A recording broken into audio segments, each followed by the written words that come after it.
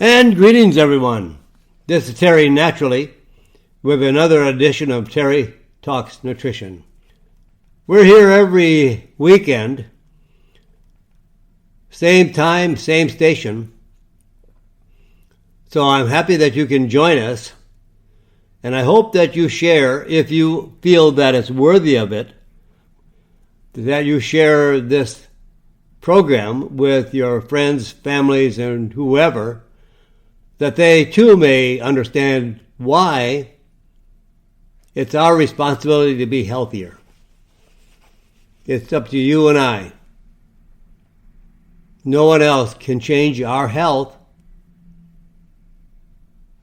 It's all based on our environment and the choices we make. That's something that I think no one has ever thought about. We sometimes don't even think about where illnesses come from or sickness comes from.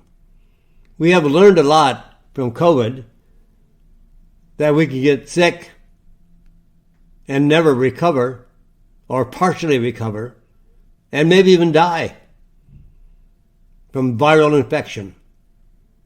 Or it could be bacterial infection or fungal infection.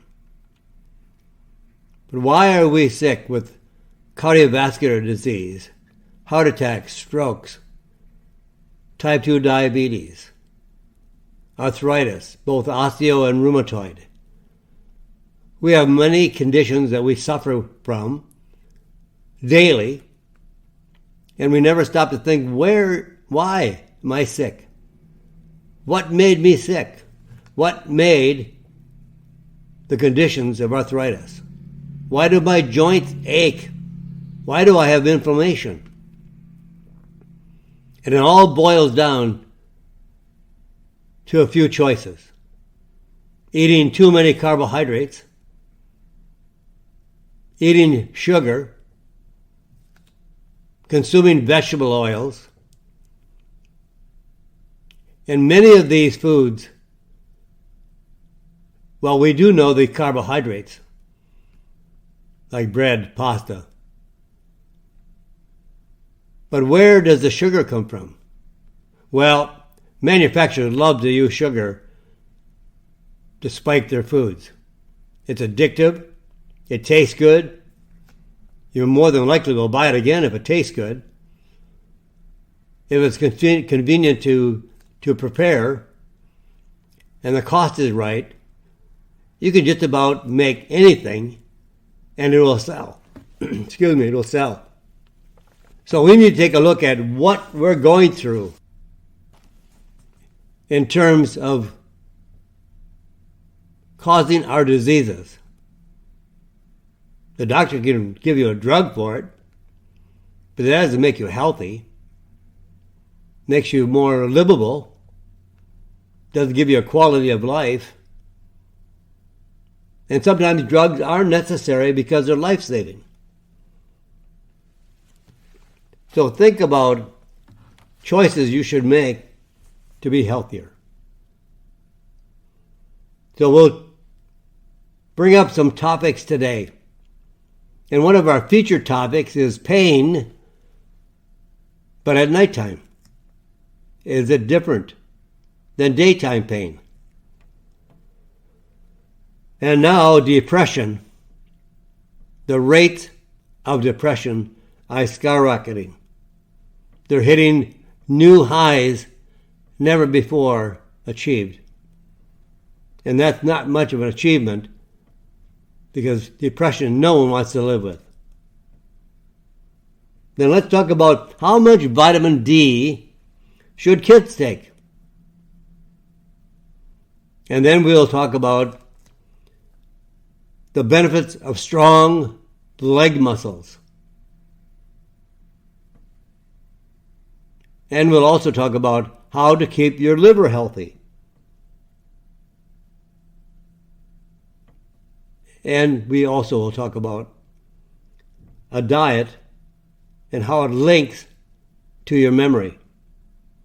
Well, we have a lot more available to talk about today, but usually we don't get through all of it.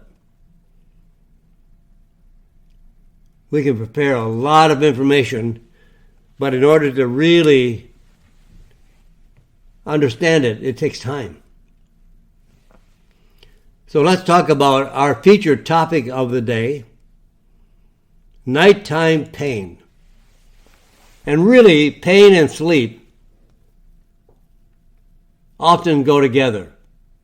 Or I should say the problems of pain and sleep often go together. 2/3 of people with chronic pain also then have problems sleeping. Not easy to sleep when you have pain. When the pain you have wakes you up and you shift your body to another position, you are constantly going through feeling the chronic pain, shifting your body, rolling over, tossing and turning, you're not going to get a very good night's sleep. And here are some reasons why pain can be more intense at nighttime. And these reasons include production of the anti-inflammatory hormones, including cortisol, drop at night. It's reduced at night. You don't have as many anti-inflammatory hormones working as well at nighttime. They're more active during the day. So we can have more trouble at night with pain. And maybe your body goes to sleep. Not you, but your body. Maybe your hands go to sleep. Maybe your arms go to sleep. And then you shift and you've got pain. And then also pain can follow the circadian rhythm. In fact, in an experimental study, subjects experienced pain from a heat-inducing machine. The heat caused pain more intensely at 4 a.m. And there are also fewer distractions at night to take your mind off your pain. It's more constant. During the day, you're more active. Your mind is distracted by traffic, by kids, by what you have to do that day for your family. Or maybe you're on the job and you have to think of some solutions. Thinking gets your mind off the pain temporarily. And at night, there is nothing there to distract you. And when you're resting and not moving, joint linings and cartilage can be congested with excess fluid, causing additional swelling and then more chronic pain. And if you have pain at night, don't do this. Nighttime pain relievers frequently contain Benadryl, which is a brand name, Benadryl. And this is an anticholinergic drug that is used to stop allergy reactions.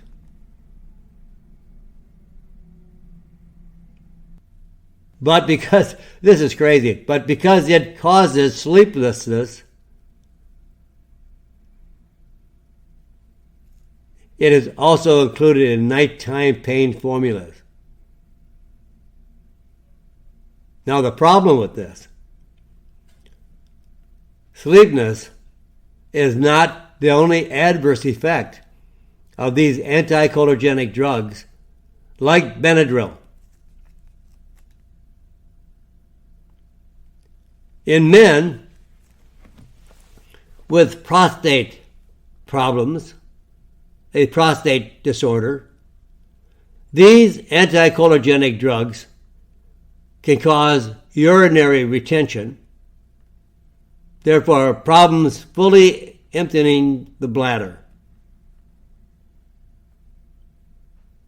And when you use both Benadryl or Tylenol, or both of them, they contain the same anticholinergic drug, and they regularly increase the risk of dementia by 54%.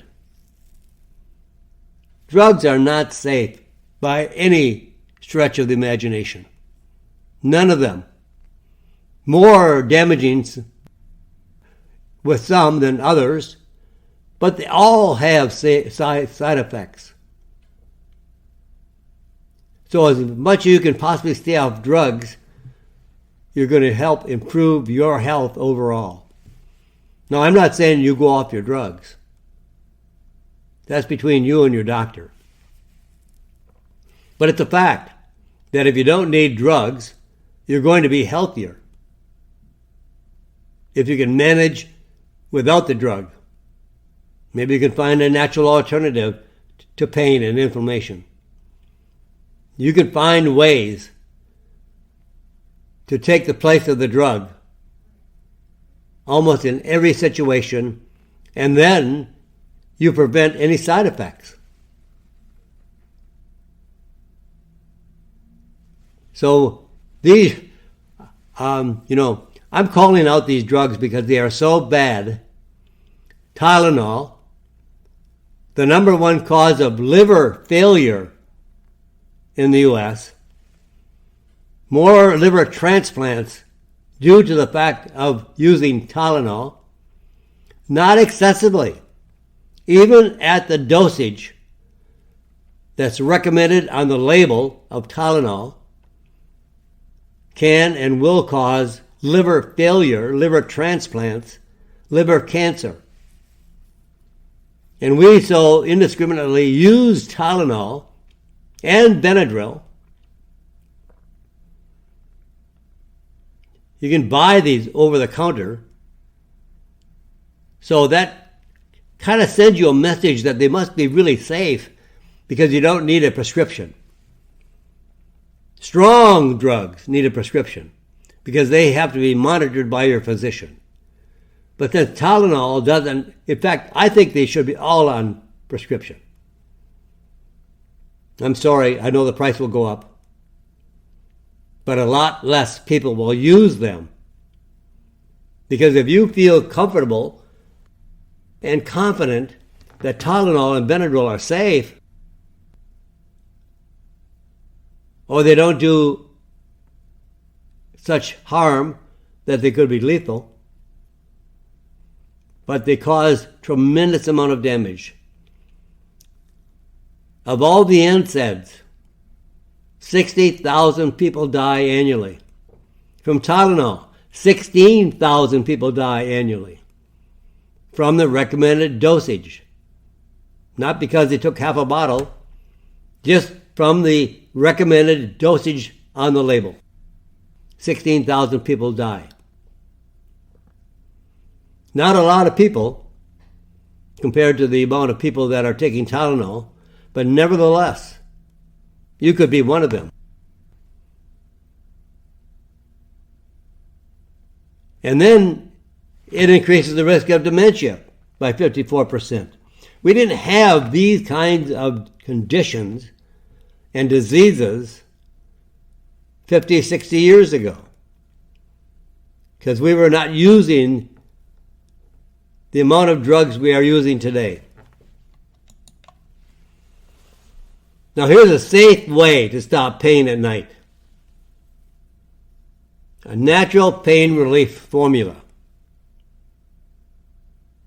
would be a combination of curcumin,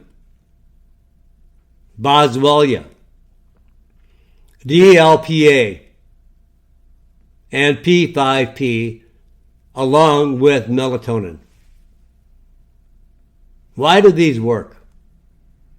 Well, curcumin and boswellia have been shown in multiple clinical studies to reduce pain, especially of the knee and joint pain, headache pain, neuropathy, and much, much more. There have been over 20,000 studies on curcumin. There have been 28,000 studies done on melatonin. We're talking about well-researched, scientifically studied ingredients. But you have to make sure when you buy, because here's the problem. Because there are a lot of companies that don't really care of the quality that they manufacture. They just care about the price. And they want to get the price as low as possible to include a bigger population of people that can afford it. But you want good, high quality, effective products, or they don't work. So even if you pay less and you save money on a cheap product and it doesn't work, you still wasted all your money. Melatonin, like curcumin, has been studied extensively. And in a recent clinical study, using 63 adult women with fibromyalgia, melatonin reduced pain more effectively than standard drug treatment. So on a pain rating scale, the drug that was used to relieve pain, and only the drug was used. The drug alone reduced pain by 12 points. And melatonin alone, without any other ingredient, reduced pain by 17 points. Much more than the drug. And the combination of the drug and melatonin reduced pain scores by 19 points. Now you have a combination of curcumin, boswellia, melatonin, and P5P. P5P is an abbreviation for a very well-absorbed vitamin B6. Vitamin B6 is not easily absorbable, even though it's water-soluble.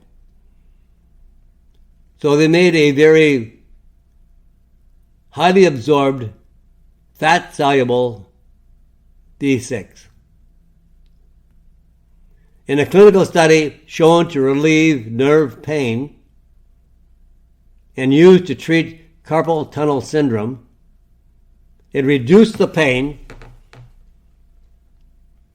it strengthened the area, reduced weakness and numbness, and nighttime awakenings due to pain, numbness in adults with carpal tunnel syndrome.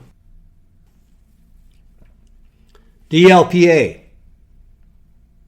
a compound that affects the brain, increases endorphins, which are the happy hormones, and they are the body's own natural painkillers. They're produced by the brain, endorphins. Now, this combination in total is curcumin, boswellia, melatonin, P5P, and DLPA. This is a formulation I would suggest that you use it 30 minutes before bedtime to reduce the pain at nighttime.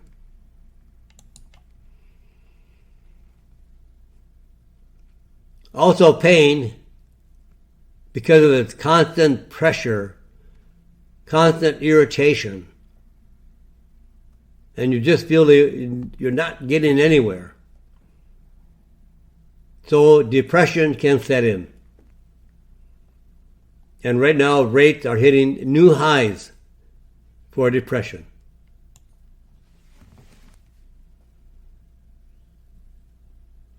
Americans now are feeling more depressed than ever. A new poll, or a survey, of over 5,000 Americans find the highest level ever reported for the rates for depression.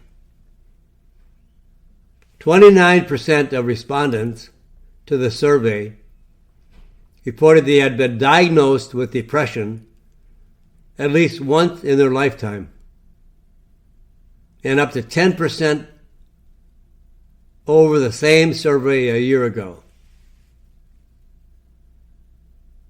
This survey also found that the rate of women reporting they have been diagnosed with depression at least once has risen at nearly twice the rate of men since 2017. Now, what can we do for depression? Naturally. Oh, there are drugs out there. Most of those drugs have no effectiveness whatsoever. They absolutely do not work. Even just thinking about curcumin. Several studies on curcumin, head-to-head against Prozac, found that curcumin was just as effective as Prozac, and with all the other additional benefits of no side effects. Where you have lots of side effects with Prozac.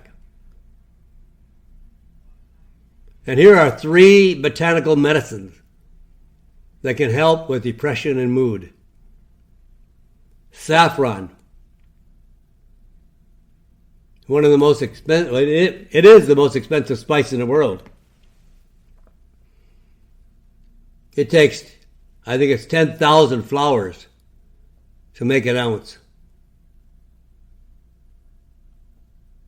And in clinical trials, was more effective than prescription medication at reducing the symptoms of depression.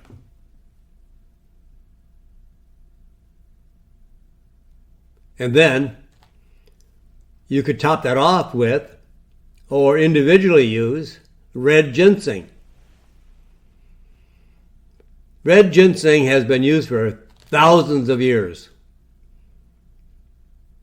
It's one of the oldest adaptogens in the world.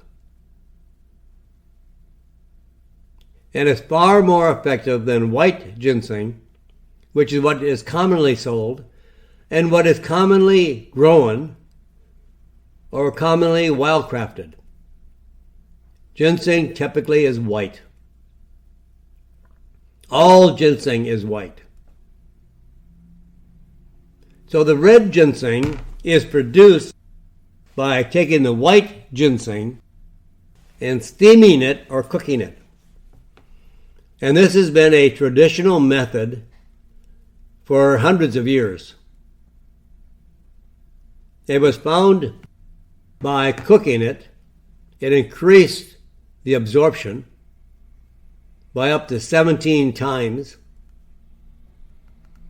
and it increased the really high quality key compounds of ginseng, which are known as ginsenosides. These very powerful ginsenosides that can alleviate anxiety and depression caused by an overwhelming sensation of stress. People get very depressed when they are under pressure, under stress. And red ginseng can alleviate that better than white ginseng.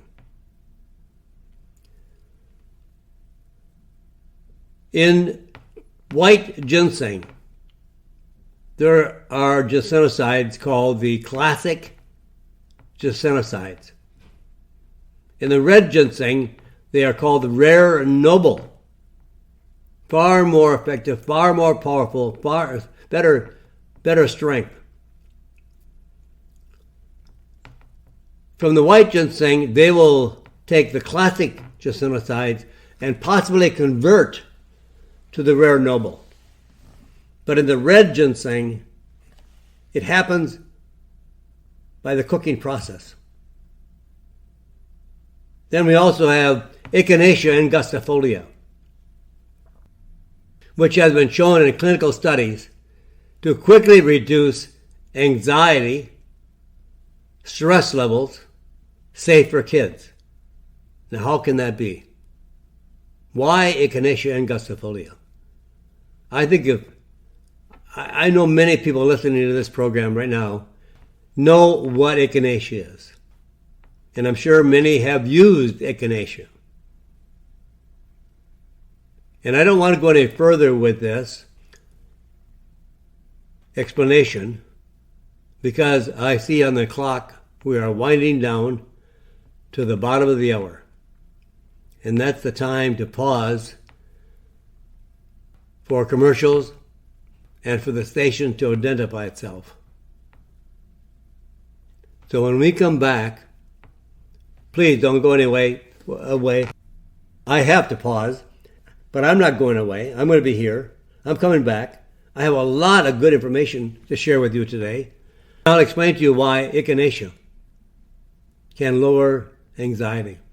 Right after this, right here on Terry Talks Nutrition. And welcome back, my friends.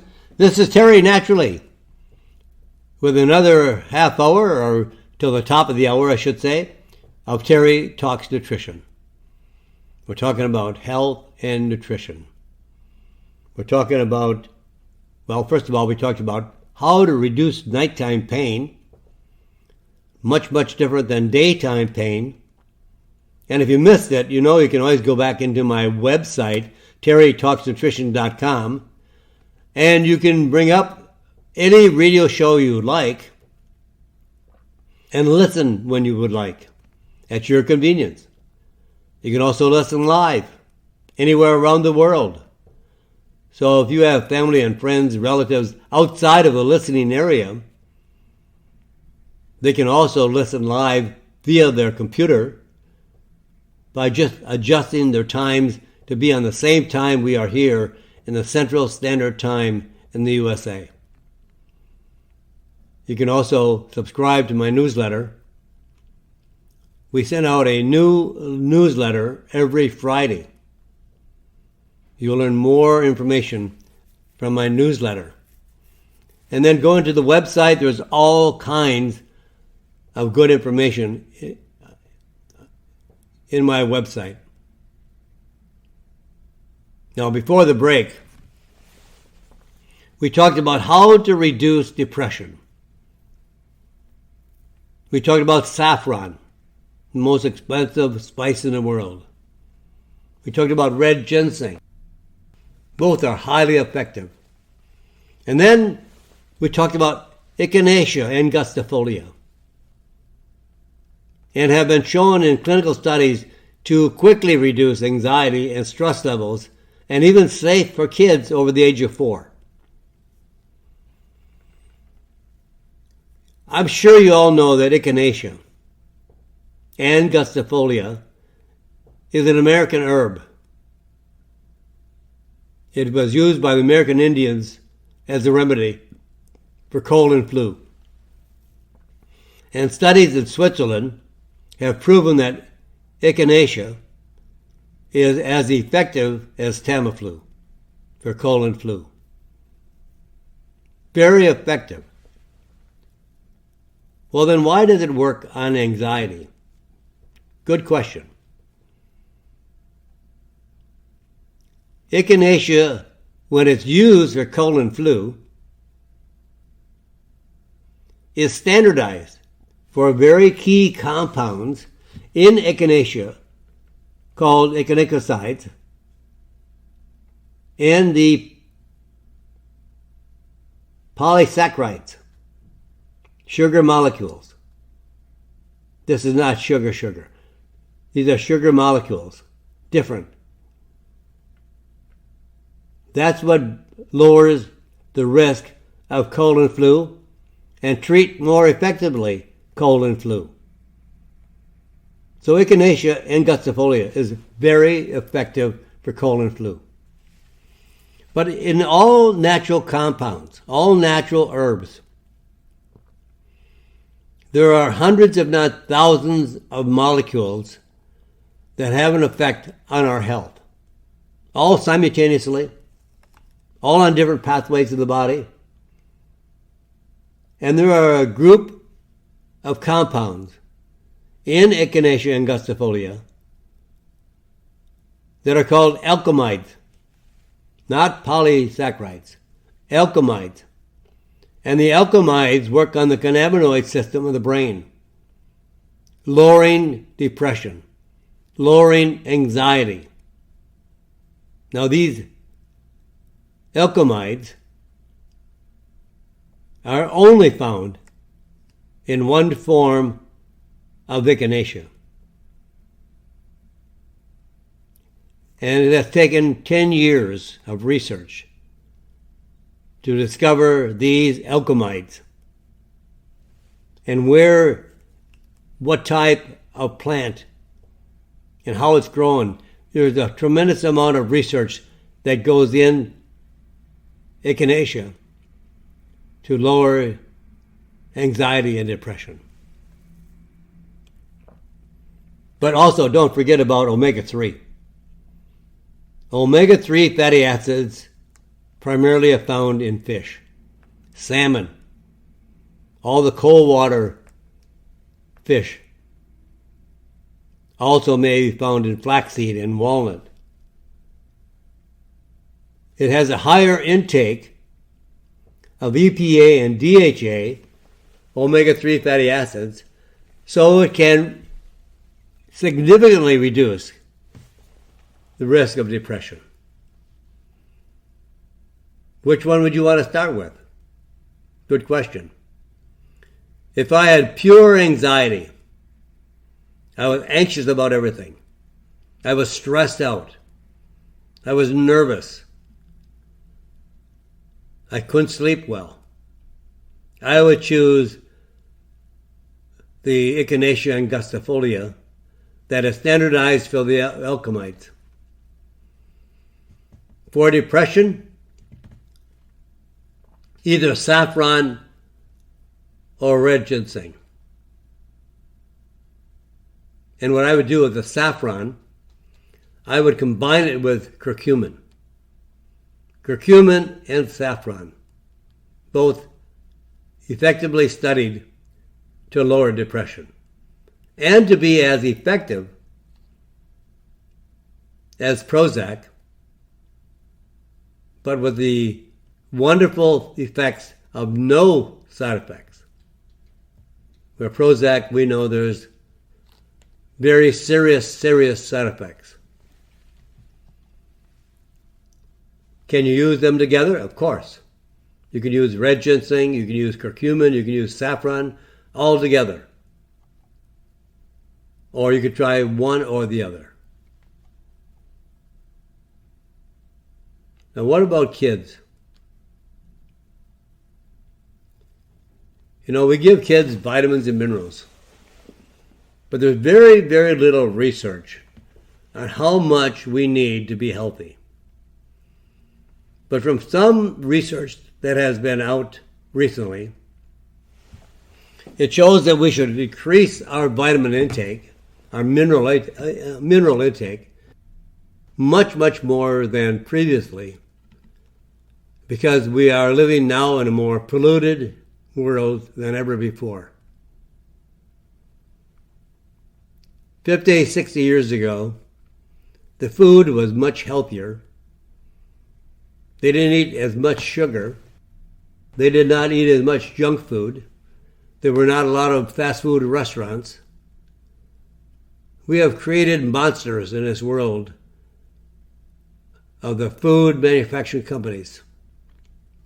And they all manufacture anything that tastes good, but not nutritious. So now we have to explore how much vitamins and minerals we need. Probably about 4, 5, 6 times more than it was 50 years ago. A small daily vitamin doesn't even cut the mustard. And how much vitamin D for kids especially? And why? Well, vitamin D is really important for kids' mental health. New studies have reported that kids with high intakes of vitamin D, D like in dog, D3, in early childhood had significantly reduced risk of mental health issues during their school years. 2 groups of children began taking either 400 IUs of vitamin D or 1,200 IUs of vitamin D from ages 2 weeks. 2 weeks. Vitamin D is important from day 1. But they gave this dosage to infants 2 weeks old and up to 2 years. And when the researchers followed up with the children at age 7, so like 5 years later, the kids who had been given the lower dosage of vitamin D were almost twice as likely. At 7 years of age, they were more likely to be experiencing mental health problems like depression, like a bad mood, anxiety, and withdrawal behavior. Previous studies have reported that children born to mothers and with mothers having a low vitamin D intake during pregnancy are more likely to experience mental health issues. Now what this does, this study, I think, reinforces how important vitamin D is for the developing human brain. Vitamin D, I think that it does everything. It's one of the most curative factors in COVID-19. Kept us strong, kept people from dying. Vitamin D3. I would encourage everyone to take additional levels of vitamin D3.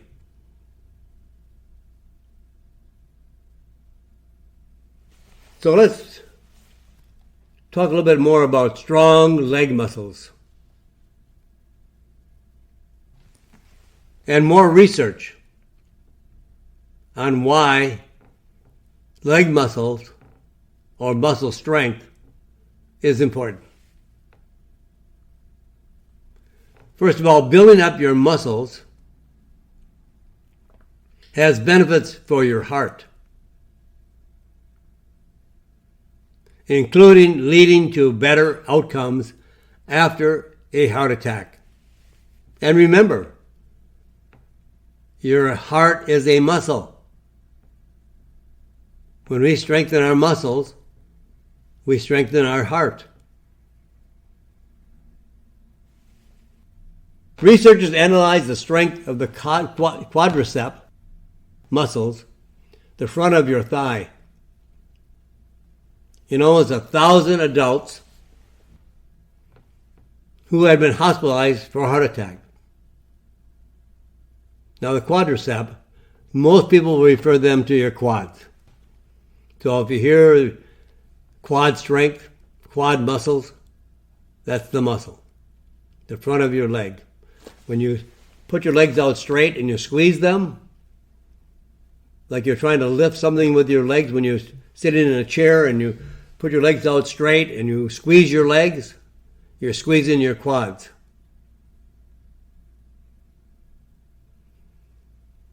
Now, these are the front of your thighs.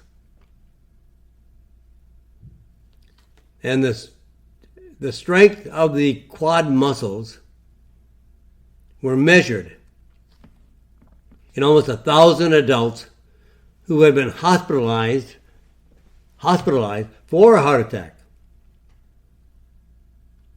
So the results of this survey, the risk of another heart attack or a subsequent heart failure was was more than twice as likely for people with low muscle strength versus people with high muscle strength. I want to encourage you to strengthen all of your muscles.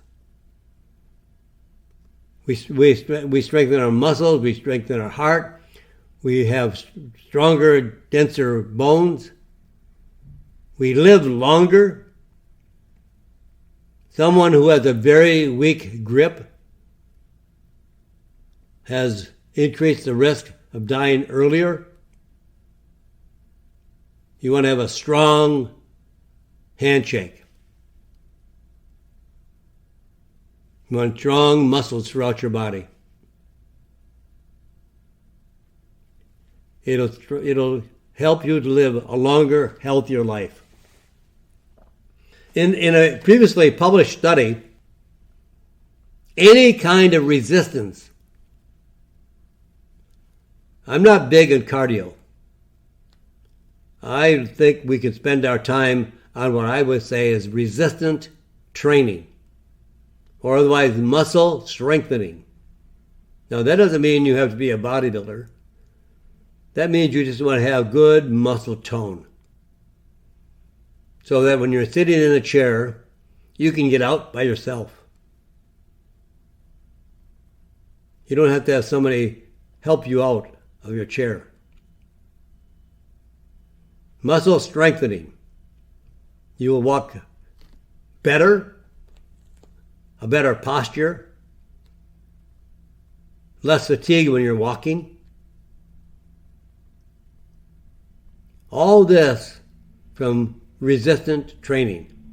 And it was also associated with 21% reduction in the risk of death from heart disease.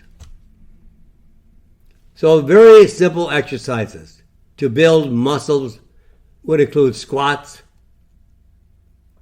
kettlebells, especially the kettlebell swing, push-ups.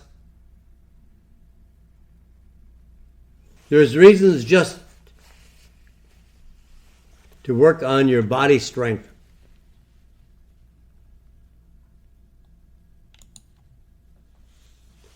Now here, if you've listened to me in the past, you know that I have, well, I should say, I was going to say I'm addicted to it. Well, maybe I am addicted to olive oil, but I'm a big fan of extra virgin olive oil.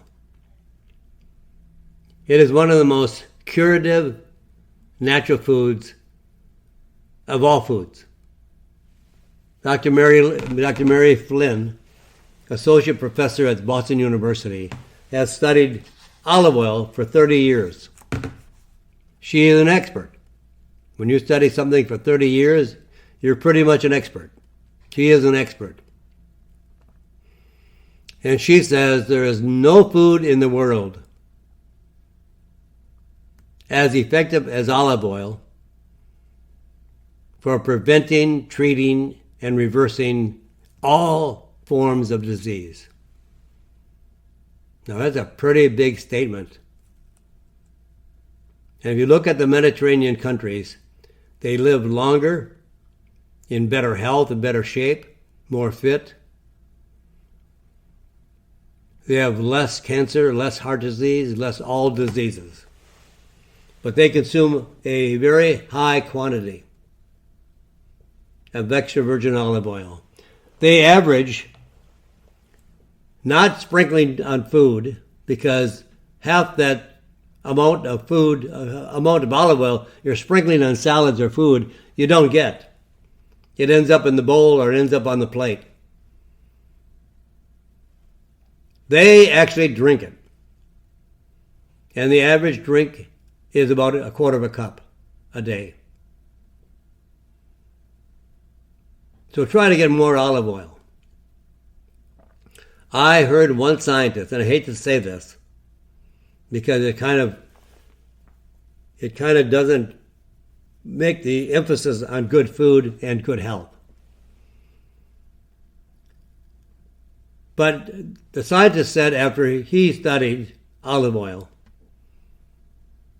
that by consuming a quarter of a cup or more of olive oil a day, it would make up for a bad diet.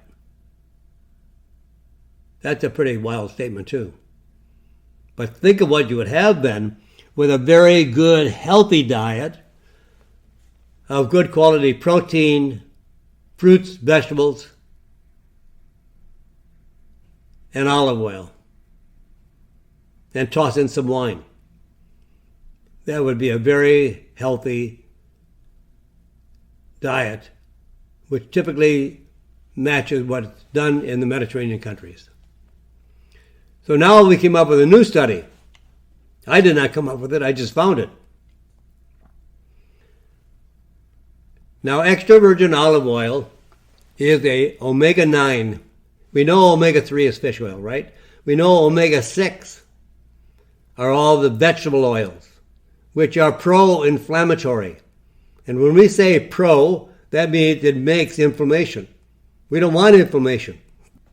But these vegetable oils, like peanut oil, grapeseed oil, corn oil, soybean oil, all these vegetable so-called oils are omega-6. And we're getting way too much omega-6 fatty acids in the diet today. Omega-3 is fish, and walnut, and flax. Omega-9 is olive oil, macadamia nut oil, pecan oil, avocado oil.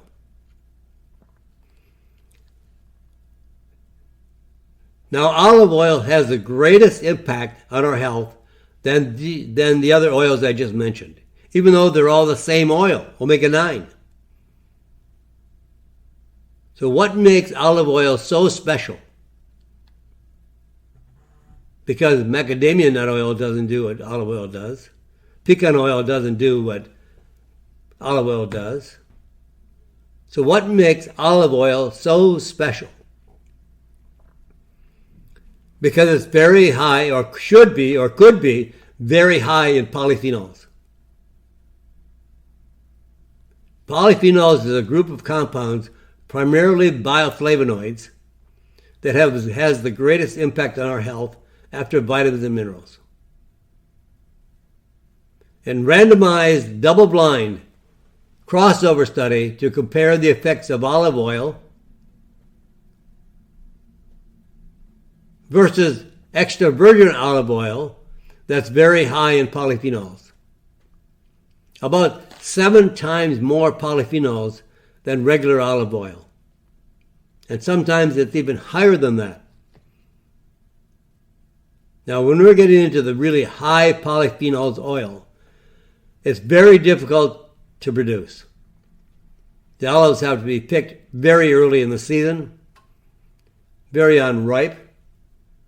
It takes more cost to produce olive oil very high in polyphenols. But I guarantee you it would be worth it. One of the most, I would say olive oil is not a food, it's a medicine. Now, this produces more polyphenols than regular olive oil, and was studied in adults ages 40 to 65 with obesity and prediabetes. Everyone in the group used regular olive oil for 1 month. And then the high polyphenol for 1 month. And the results of this study, although health benefits were experienced for both types of olive oil, you can never go wrong, but you can always do better, right? Overall effects on health were better when using the high polyphenol olive oil. So you don't want to look just for olive oil. You want to look for extra virgin, of course, but try to find the olive oil that has the highest content of polyphenols. It makes it more expensive, but you can take less. You can even get by with 1 or 2 tablespoons a day. And these polyphenols are responsible for the taste of the olive oil.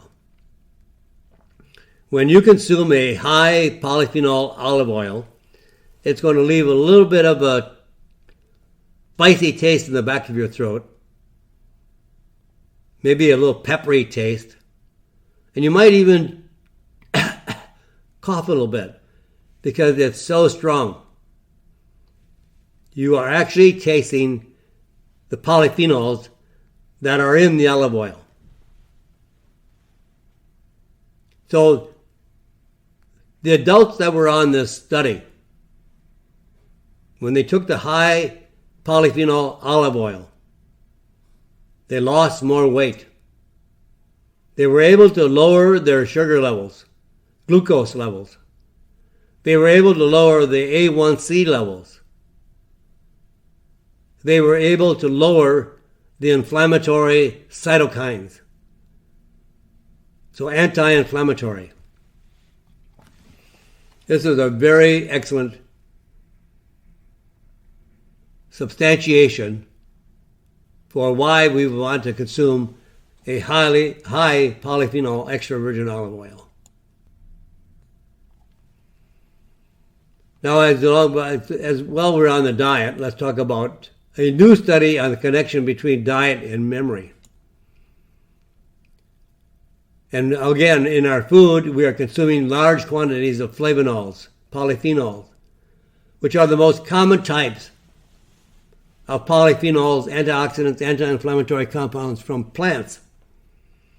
3,500 healthy adults received a daily flavonol supplement or placebo for 3 years.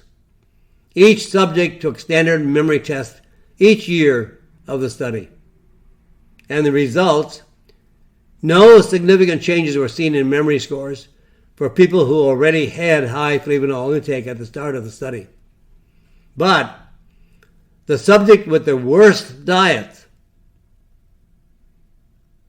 and the lowest flavonol intake at the start of the study saw a 16% improvement in memory versus their baseline score after 1 year, and the improvement was sustained for 2 years after the study. The researchers concluded that the low intake of dietary flavonols could be an overlooked contributor to age-related memory loss.